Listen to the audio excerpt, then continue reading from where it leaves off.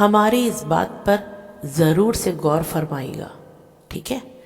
तो सुनिए, ज़िद, गुस्सा, गलती, लालच और अपमान ये ना खर्राटों की तरह होते हैं जो दूसरा करे तो बहुत चुभते हैं, परंतु स्वयं करें तो एहसास ही नहीं होता है ना सही बात।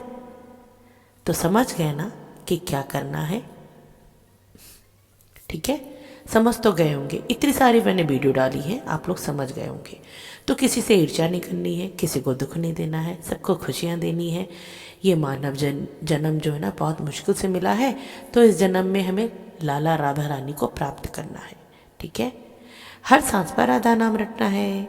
खुश रहिए और सबको खुशियाँ दीजिए। राधे राधे।